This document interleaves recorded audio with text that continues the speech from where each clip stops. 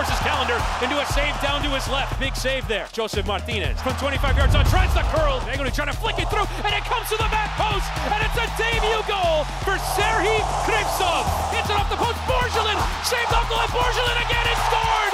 Gives Miami the comfortable lead.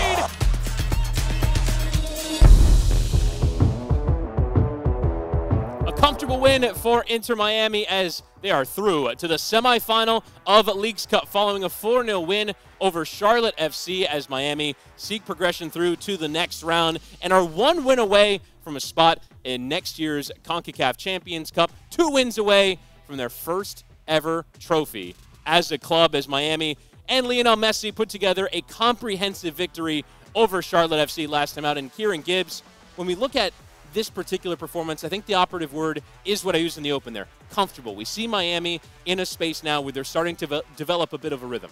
Yeah, it's another big win, Chris, and it was topped off by with what I thought was the performance of the season so far for me.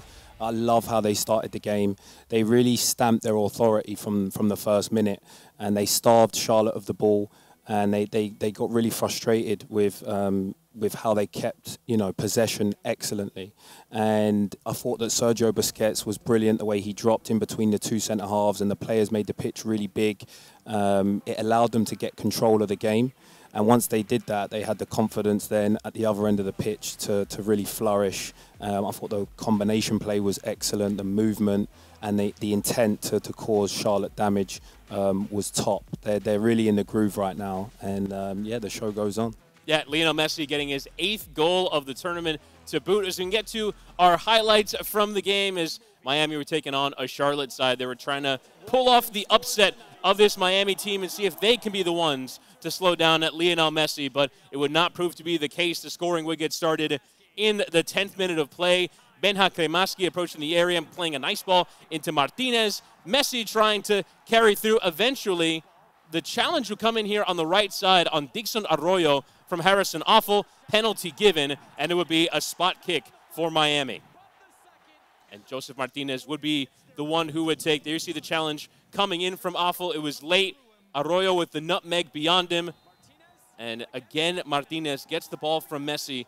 And for a second time in this tournament, does his traditional run-up and puts it in the bottom corner. And Miami would get that 1-0 lead. They would then add to it later on in the first half. We saw that long ball early in the tournament from Messi, this time for DeAndre Yedlin, who has all kinds of space and finds Robert Taylor. There's a good finish there into the bottom corner in beyond Christian Kalina, the Charlotte goalkeeper, for the 2-0 lead. And this chance coming just after Charlotte had their own opportunity down the other end. Miami for the third. Gomez playing it across. Own goal for a Miami third. And then couldn't leave the Messi getting involved. Leo Campana in front of Kalina, able to turn on it and find Messi somehow unmarked in the area, finishing beyond for 4-0, and Miami enjoying their evening as comfortable winners on the night and through to the next round of Leagues Cup as InterMiami beat Charlotte FC by a resounding 4-0.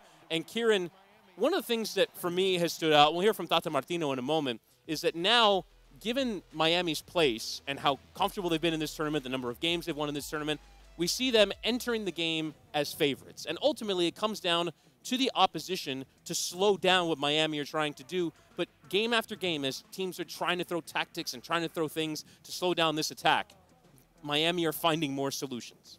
Yeah, and the reality is that when most teams come up against Miami now, it's going to be their biggest game of the season, right? Because of the changes that's been made in the club, and the players have to deal with that, which means that it's not going to be easy every game. Although at the moment, the way they're playing and the form that they're in, they seem like they're in cruise control, but they're not. They're just playing at a high level, and the players that have come in are excelling the other players around them, and they just look like a real team. And so what they have to do is they have to really stay focused on their individual jobs at task, because if one person switches off, it can affect the whole team. And right now you're seeing everyone is on their job 100%, and that's what we're seeing. That's why we're seeing results, and they have to obviously do that for another 2 games. And they have to, remove the noise of the magnitude of the games. As you get closer to getting your hands on the first trophy, the tension rises.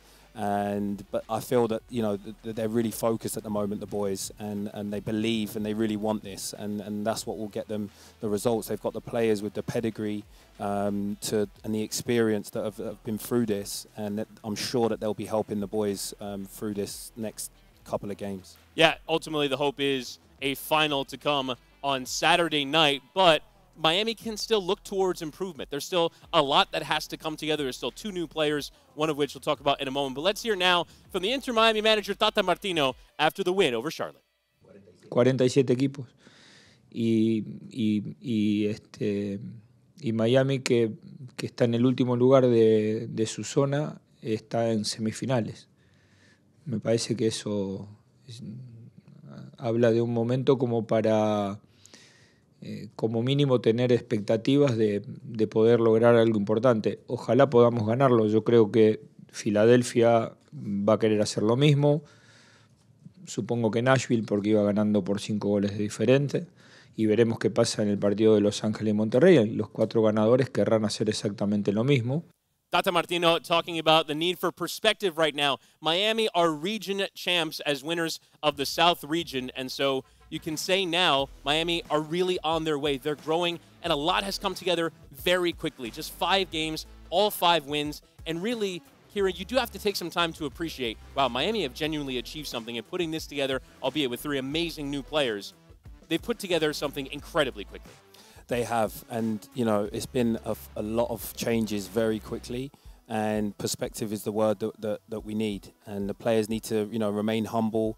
There's a lot of noise going on around the club right now, but I feel that the younger players especially have dealt with it so well. I feel like really proud of the players that have been in around the club for a while, and they're performing at a high level at the moment, and they just need to keep hold of that and let everything else go on and around them, and just take care of their job day in, day out, and they will get success. And one new player into the squad that we could potentially see sometime soon is Tomas Aviles, the center back that they signed from Argentina.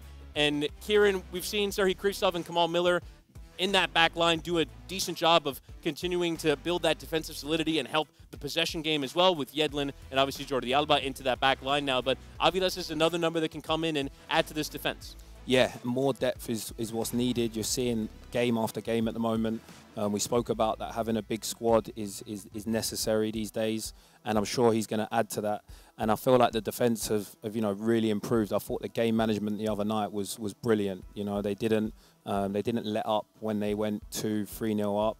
They really stayed solid, and we saw the experience of Alba and Kamal Miller really come through, and that's definitely what you need when you're trying to win trophies. So Tomas Aviles and potentially Facundo Farias could come into this team in the coming days. Now we want to take a look at the situation in the tournament as a whole. We talk about Miami in the semifinal, but let's take a look at the bracket right now so we can see the picture of where Miami is going forward, playing Philadelphia away from home. If Miami are to play an MLS team remaining in this tournament, they will be away, whether that's Philadelphia or in the final or in the 3rd place game against Nashville. If it's Monterrey, then the game will be right here at Drive Pink Stadium. So if Miami win, they go into the final place, the winner of Monterrey in Nashville. If Miami lose, there is a 3rd place game, and that game has a lot on it because the winner of that 3rd place game will get a spot in next year's CONCACAF Champions Cup, and that could potentially be a chance for Miami to head towards the Club World Cup in the United States in 2025. Albeit lofty ambitions, but right now you can't put anything past Miami. These next couple games, though, will determine a lot about their next season and really ultimately the level of achievement they feel going into the latter stretch here of 2023. Yeah, there's so much to play for. That's what I love about this competition. And we'll see, what the team are really made of and how much they want, to be a part of next season's CONCACAF and the chance of winning the first trophy. So it's really exciting times, and I'm really looking forward to the game on Tuesday. So again, either win on Tuesday and you're into next year's CONCACAF Champions Cup, or win the 3rd place game and you're into next year's CONCACAF Champions Cup. So that's a scenario for InterMiami. But again, it's a semifinal against Philadelphia. This is a very strong team, Kieran. We've talked about them earlier in the year. Miami played them in MLS. This is a team that was a penalty kick away from winning MLS Cup last year. Very difficult team to go and play away from home. They are dealing with a couple of injuries, though. Daniel Gazdag missed the last game against Querétaro with an injury, and Julian Carranza, former InterMiami striker, also coming off in that game against Querétaro with an injury. That being said, it's a team with a very defined style of play. You know what kind of game you're getting into, and you imagine it'll be a difficult atmosphere in Chester, as that'll be a huge occasion for them as well. Yeah, this will be the biggest test so far for me, I think. Philadelphia is a really difficult stadium to play in. Their fans are aggressive, and they're a physical team. So I'm interested to see how they respond, you know, because they showed a few wobbles in the last away game. And so this is a big test for the character of the team and how much they want to get their hands on this trophy. And again, that game is on Tuesday night. InterMiami taking on Philadelphia Union for a spot in the Leagues Cup final away from home in Subaru Park. It'll be an enormous occasion. Again, you can watch it on MLS Season Pass on Apple TV. That'll do it for us here on this week's edition of the InterMiami Show. More Messi magic. It's now 8 goals in the tournament, and Miami through to a Leagues Cup semifinal not far away now from a spot in next year's CONCACAF Champions Cup, should they be able to win one of their next 2 games. For all of us here at the InterMiami Show, our tremendous technical team behind the camera, for Kieran Gibbs, my name is Chris Whittingham, signing off for another edition of the InterMiami Show.